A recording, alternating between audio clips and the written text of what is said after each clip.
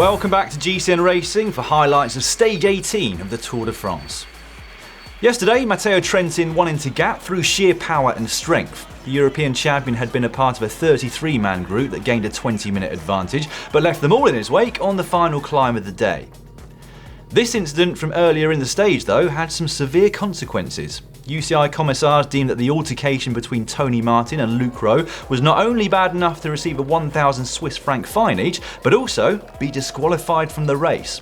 Both of them were on the bus this morning hoping for a successful appeal, but both would soon be on their way home. A huge blow for both Jumbo-Visma and Ineos.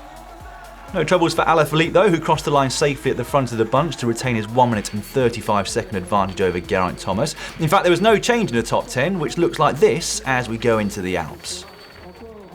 Stage 18 is the first of a trio of high alpine stages, and in fact many are calling it the Queen stage of this year's race. There are 4 categorised climbs over the 208-kilometre route between Embrun and Valloire, 3 of which go over 2,000 metres above sea level. The Col du Var, Col d'Izoard, and finally the highest point of the stage, the Col du Galibier.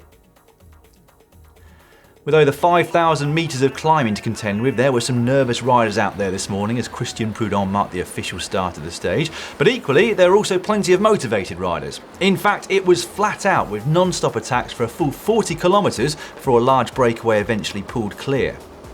And there were some big names there. Nairo Quintana the best placed on GC at 9.5 minutes. With him, some serious climbing talent. Romain Bardet, Adam Yates, Mike Woods, Sergio Henao, Alexei Lutsenko and Gorka Izagirre amongst others.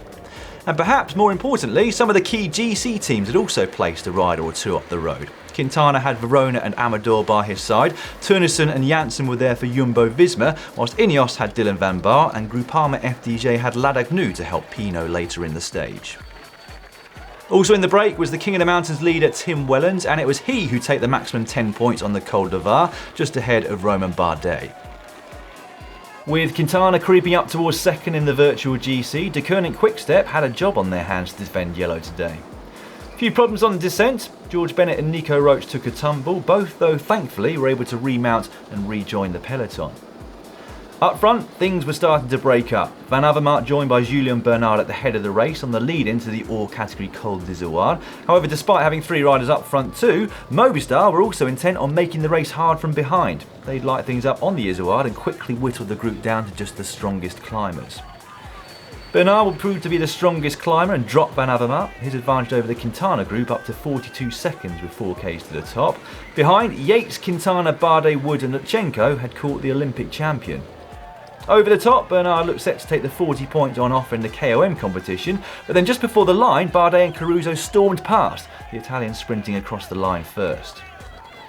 In the valley that led to the final climb of the day, the gap between the leaders and the yellow jersey group was holding steady at 6 minutes, but that had come down to under 5 as they hit the lower slopes of the Lauterre, Van Avermaet giving everything he could to help Serge Pauwels.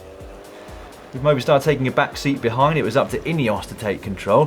Castroviejo almost at his limit on the lower slopes. Nowhere near his limit though was Nairo Quintana. After a flurry of minor attacks, he put in a monster one. We've not seen the best of him in the last couple of years, but in those few seconds, he looked every bit the pure climber we all remember. In almost an instant, he had a 10-second advantage on some of the best climbers in the world, and that gap would continue to climb almost as fast as Nairo.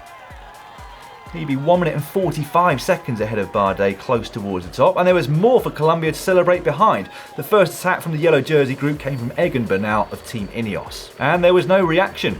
Quintana would go over the top of the Col du Galibier and take the maximum 40 points, but this man was also on a mission. Egan Bernal in the best young riders jersey, taking time out of his key rivals, including Geraint Thomas, who'd been on the attack behind too. He was clearly trying to test the legs of his rivals, but they would eventually claw him back. Everybody, in fact, except for Alaphilippe. The Frenchman had been dropped over the final few hairpins and would crest that climb with almost 30 seconds still to make up. If ever there was a time for him to use his descending skills, this was it. And he did just that. In just a couple of kilometres of descending, Alaphilippe had made his way back up to the group of Thibaut Pinot and Geraint Thomas, but not content with sitting on the back, he went straight past them. The stage, though, was all about this man. Nairo Quintana has never quite lived up to the expectation laid on him at the Tour de France, but today he was back to his best, taking his 3rd stage win at the race and the first for Movistar this year. Bardet would have to settle for second on the day, but he'd have the consolation prize of visiting the podium as the new leader in the KOM competition. Bernal had managed to keep the yellow jersey group at bay, sprinting all the way to the line. How much time had he gained? Well, the group behind was led across by Steven Kruijswijk, 32 seconds back on the white jersey.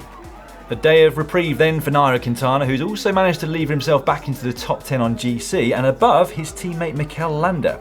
There's the stage results, 1 minute and 35 seconds the gap in the end back to Bardet. Lutsenko holding on for third, almost a minute further back. Here's your current leader of the Tour de France though, and he continues to lead into stage 19.